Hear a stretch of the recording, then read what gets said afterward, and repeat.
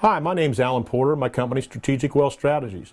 What I want to show you is the assets and benefits of different financial vehicles. When I have a client come into my office, I have them bring them to this particular site on my computer. Over here on the right-hand side, you'll see what I call the holy grail of a financial vehicle. Wouldn't it be great if you get tax-deferred growth, tax-free distribution, competitive return, high contributions, additional benefits, collateral opportunities, safe harbor, no loss guarantee, guaranteed loan option, unstructured loan payments, liquidity, use control of your money, deductible? Wouldn't that be great? So the next thing I do is I put these lists of financial vehicles up here and I ask my clients what they want. Well, a lot of them will say real estate. Well, guess what? With real estate, you only have two of these benefits right here. You have tax-deferred growth and collateral opportunities. Over here in your important considerations, now I want you to understand this. Every one of these considerations are bad. There's nothing good about any of this. HELOCs must be granted by banks, are conditional on creditworthiness and bank liquidity. HELOCs may be revoked at any time at the discretion of the bank if no loans are outstanding. Most HELOCs have call provisions. Given the fluctuation of house valuations, the amount of equity available for some borrowers could be insufficient for their needs, and HELOCs generally have caps on the amount of available credit. So let's go to another. Some people say a 401 qualified plan. Well, guess what? Now we've only got 4 of these benefits: deductible contributions, additional benefits, competitive return, and tax-deferred growth. Now go back over to these considerations. Again, they're all bad. The government controls everything about them. 401k loans are limited to a maximum of $50,000 or 1/2 the account balance, whichever is less. Loans must be repaid in less than 5 years, or they consider it a distribution. And if this occurs before 59.5, there's a 10% penalty on top of the ordinary tax rate. Interest on the loan is paid on an after-tax basis, while later distributions are taxable, resulting in a double taxation on loan interest. A job change triggers a distribution event and requires a loan repayment of an additional 10% tax penalty. Layoffs are considered a job change. Again, these are all bad. Let's take a look at one more. And I have people say, well, I got a lot of money in stocks. Well, let's take a look at stocks. You've got 5 of these: competitive return, high contributions, collateral opportunities, guaranteed loan options, liquidity, use control. But again, over here on the considerations, it's all bad. Amount available, typically half the value of the stock portfolio. Amount available can change subject to federal regulations. Decline in underlying stock portfolio could result in a margin call. Margin calls require cash deposits or stock portfolio sales. Margin calls could trigger capital gains tax on stock sales. Loan rates usually tied to LIBOR and can fluctuate. Hedge fund shorting could trigger decline in the underlying security value and cause a margin call. No one in my whole time I've been doing this has ever picked Index Universal Life. But guess what?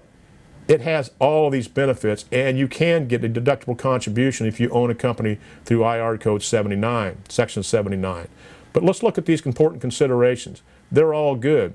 Cash value grows tax deferred with the upside potential of equity index predicated on the contractual cap.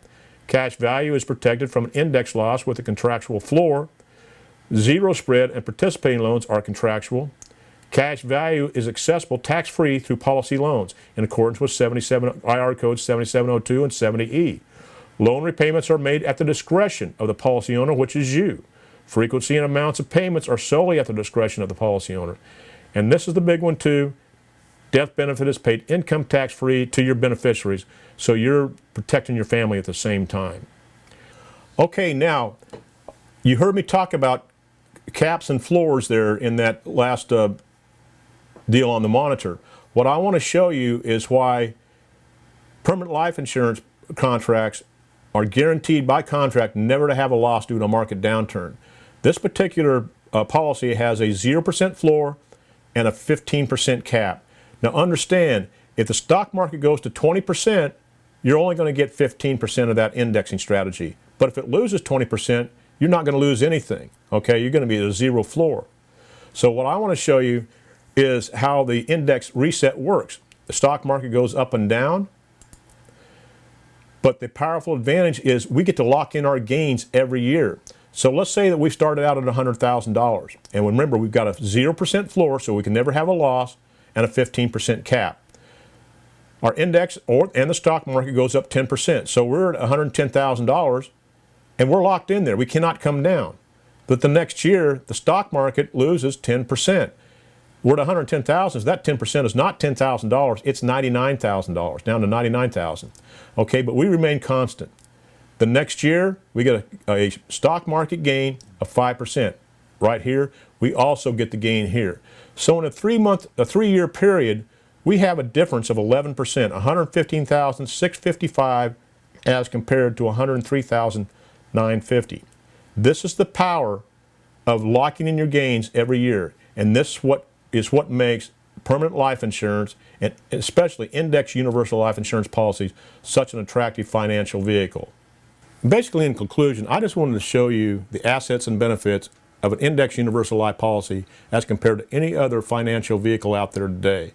And the other thing is how we are guaranteed a no-loss provision in the contract by having a floor of 0 and a cap of, say, 15 or 16. It doesn't make any difference. But there's products out there that have indexing strategies that may have a floor of 2 with a cap of 14.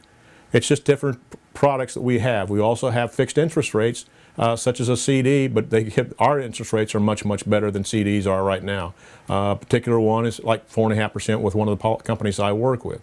But again, in this presentation, all I wanted to show you was the assets and benefits and the lock-in provisions that show you never to have a loss due to a market downturn.